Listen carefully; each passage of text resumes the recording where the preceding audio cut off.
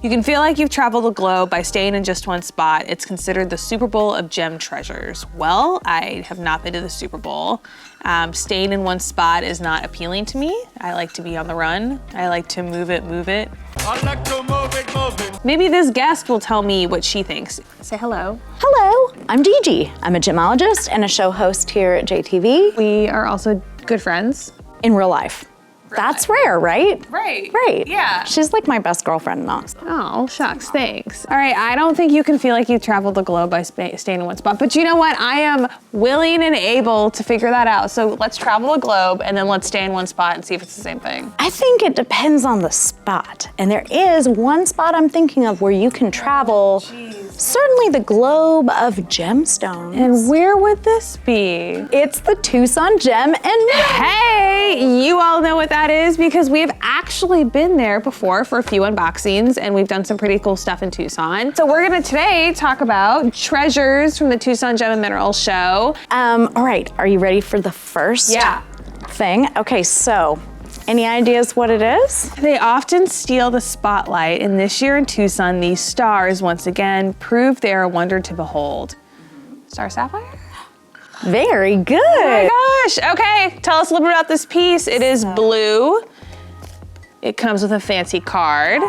So Talk to me about both of these. that card means that this is a really, really special gem. It means that basically this piece is part of our President's Collection. That's a big deal here at JTV. So the President's Collection are gemstones that are hand-selected by our CEO and President, Tim Matthews, as being indicative of the quality and diversity of the gems in our inventory. Tim Matthews is actually an incredibly well-trained gemologist who has his GG degree like we do and his FGA. He goes around with some of our senior gem buyers, like some people who are familiar to you, Jay Boyle, George Williams, and they pick the creme de la creme, the top of the top. So when you get that card, when you get something from the President's Collection, you know it's gonna be something amazing. All right, so first thing I see with this piece is it is a gorgeous light blue. I think you can actually see like the crystal growth, but what's really striking, everyone, is that you can see basically two stars on the top, and I will let you take that and tell us why was this piece chosen for today's episode? This was purchased in? That's right, huge run on Star Sapphire this year at the Tucson show. It was one of the top gemstones that were really in demand. What I think is so special about this, so I brought a couple of different types of lights for you to see just how strong and how distinct the star is here. And it really is rare. It's such a small percentage of sapphire that ends up having that star. It's a phenomenon, it's an optical effect when light hits the stone called asterism. And asterism occurs when you get these bunches or bands of rutile needles, so rutile is another mineral with a metallic luster, and when they miraculously line up, I'm actually gonna just use this other type of lighting, so before I was using LED, this is incandescent lighting, and you see such a strong star. So the way we evaluate the quality on a star sapphire is, number one, how straight, how distinct, and just like a lady, how long are those legs, right? When they reach, like this one does, all the way down to the bottom of the cabochon, that is really incredible. It literally looks like someone is projecting a star on the top of the stone. And if you want to learn more about asterism, we've actually talked about this on the channel before, so I will pop up a link over to our left. So go ahead and watch that if you want to learn more.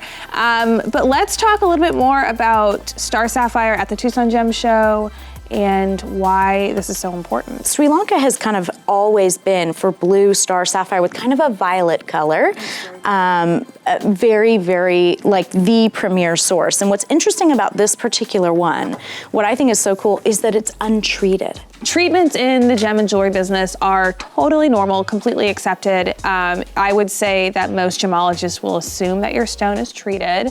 So when you find a stone that hasn't been enhanced or helped out by humans and is just natural Mother Nature, it's a pretty sweet find.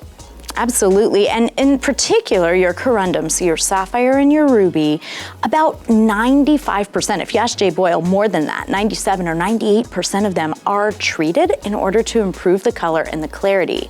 But with a star sapphire, they're so rare that you can actually use a treatment called diffusion in order to create or induce asterism in the stone. So when you get one that is natural, and we can prove that, that is a really big deal, and it tends to carry a huge price tag to go with it. We have some others. Do you want to see some more? Yes, of course. Oh, I'm excited. Some of these have some really cool properties going on.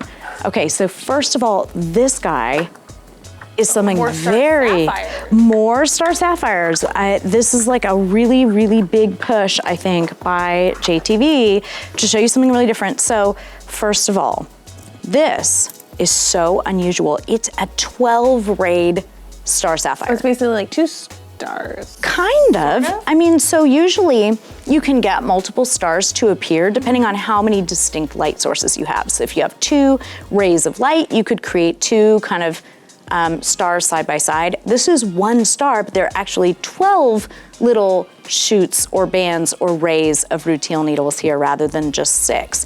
So this is really, you want to talk about rare, this is like museum quality rarity here. So we should also mention that you will find asterism not just in corundum like ruby and sapphire, but you can find it in spinel, you can find it in garnet. I mean, there are like quartz. There is a huge world out there full of stones that have asterism, and also chatoyancy, which we've talked about before. We got a couple more, and they're really exciting because they've got great color to them. Okay, again, untreated.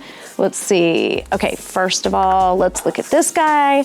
This is a color shift star sapphire. Okay, so we have the stone here, which is really important because not only does it exhibit a phenomenon, asterism, stars, which we're talking about today, but it also exhibits color shift. So color shift and color change are different. Similar.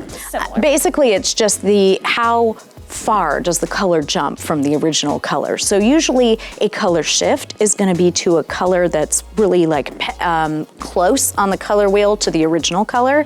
A color change is going to be really distinct, like Alexandrite goes from green to red. That's a really distinct jump in color, but you'll see it's pretty dramatic. So here is an incandescent light, okay? See how it's got that kind of almost like lavender or periwinkle color? And then look, I'm going to switch to my LED, my cooler light, and it's blue, violet blue, right? It's that traditional sapphire color, and that color comes from a combination of titanium and iron. Now the lavender component comes from a bit of chromium. Very cool. Okay, and so chromium colors ruby. That's right. And emerald. Pink sapphire, a bunch of stones with sort of a red color or sometimes a green color. Now, usually chromium causes fluorescence and iron quenches fluorescence. So let's see if we can get anything. Look at that. It is bright orange. That is beautiful. How cool is that? So this is a sapphire that not only has a star, okay, asterism is one kind of phenomenon. Then you've got color shift, that's another kind of phenomenon, and fluorescence, that's a third phenomenon. This is an extremely phenomenal stone. I've got one more of these beautiful color shifts for you, again from our President's Collection, and this one is such an unusual purple star sapphire color. Look at that. So first of all, I mean, how would you describe that color? Almost looks like grape, right? It does, and you know, I don't know if I've ever seen a purple sapphire that like. This is also going to have a really dramatic color shift.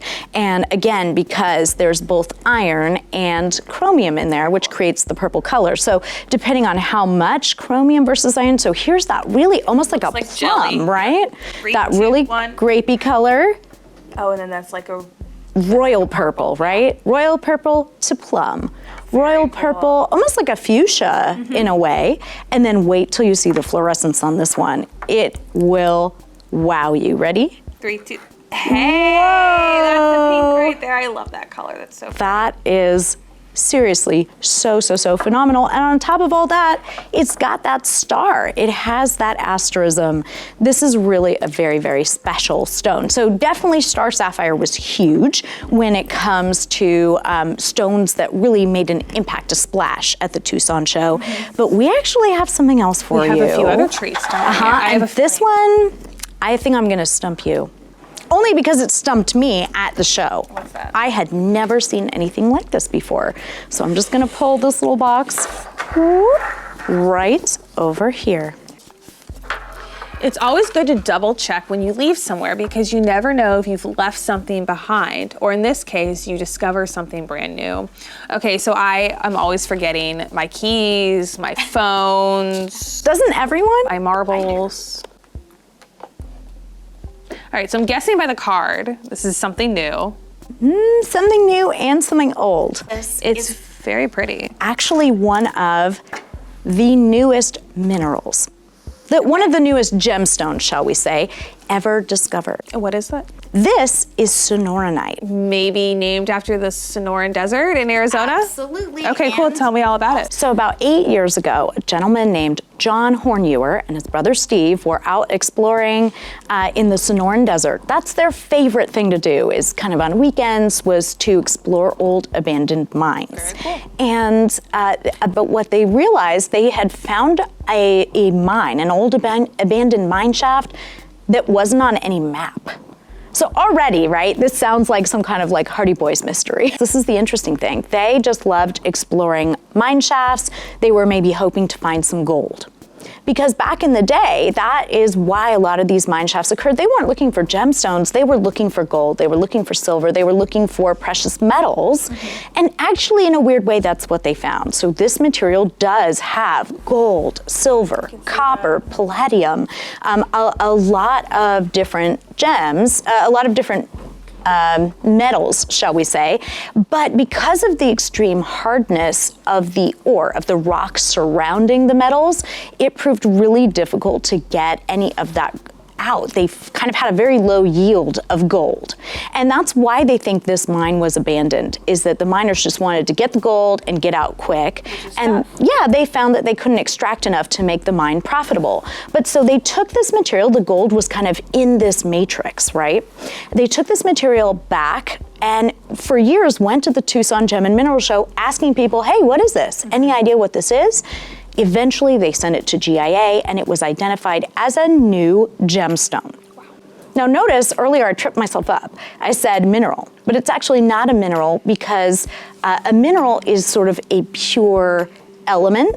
This is actually made up of a number of different metals and rocks. There's yttrium in there. There are a couple of other things. So yes, so zirconium. So this is actually a rock, much in the same way that, say, azure malachite is a rock. It can still be beautiful, it can still be a gemstone, but it is a rock rather than a mineral. So what's interesting, this was the first time that it has ever been sold to the public at a gem show. We went and talked to them, and what really makes this special is the polish. Because it's so hard, you know, they were trying to extract the metals, they realized that actually once they polished it up, it took a beautiful polish. It has wonderful, really almost vitreous luster. It's actually John's son who does all the polishing, so this really is like a family business. And it just looks beautiful in the same way that charoite or seraphinite has this almost sheen to it. That's what's going on here. Some pieces will feature almost like a turquoise color from the copper in there. It's really very beautiful and unlike anything else. And as you can see, it looks great in a cab or faceted or even just as a slice. And so this was the hot thing in Tucson this year. We saw it just, they couldn't really keep up with the demand for it at the show. Very cool. So I've got a third surprise for you, equally miraculous. I'm gonna see what we can do here to just make it magically appear in front of us. Are you ready? We've done this a few times. 3, 2, 1. All right, we snap, and then there's this, and there's a card that says, this glue between two sediment grains, doesn't sound like sweet music to the ears, but it sure is a feast for the eyes. Okay, I don't know. Let's open this up. Ready? 3, 2, 1. I have no clue what this is. Voila! Whoa, look at that! this is the coolest thing I've seen all day. Oh my gosh, look at that. Look at that, that is wild. I have never seen. Okay, how heavy do you think it is? I don't even, no, we're not gonna do this today. I'm not gonna pick it up. So this is Opal in Matrix from Cooper Pedy. And I'm so thrilled to bring this to you today because I had the opportunity to go mining for Opal in Cooper Pedy a couple times when I lived in Australia.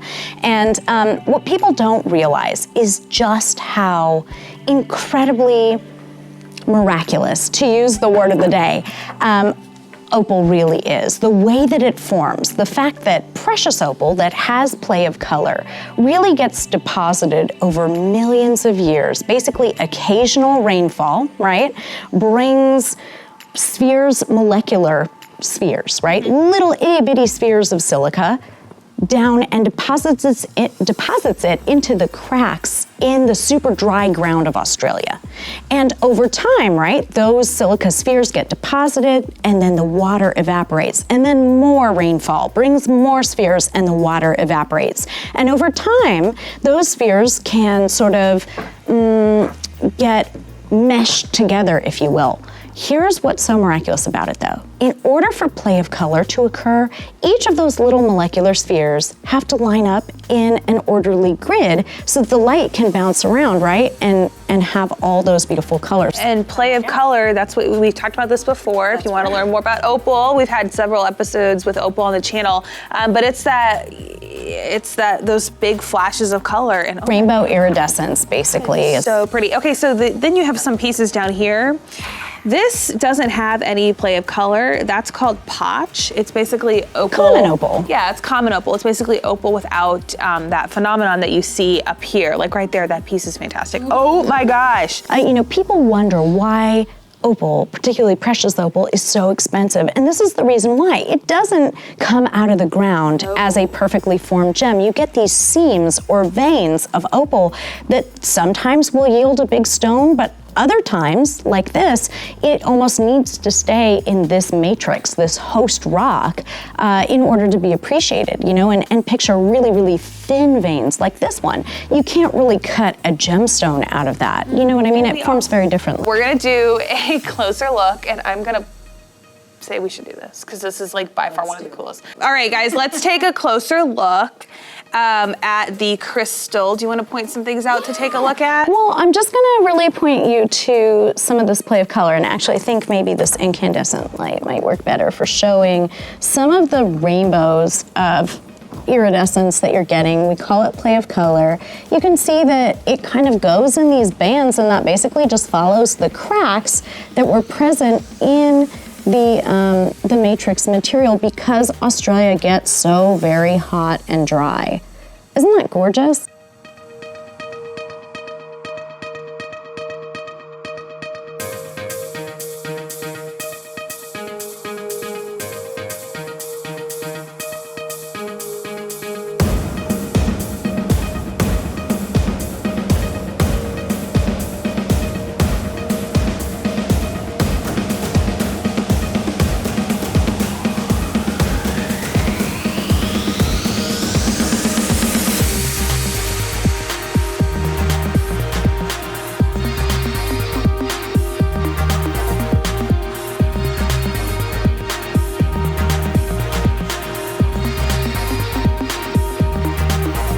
All right, everyone, so send Gigi a diamond in the comment section as a thank you if you want her to come back, which I'm sure you all will because I know I do. Like, subscribe, ring the bell. Probably should have said that a while ago, but you guys know the drill.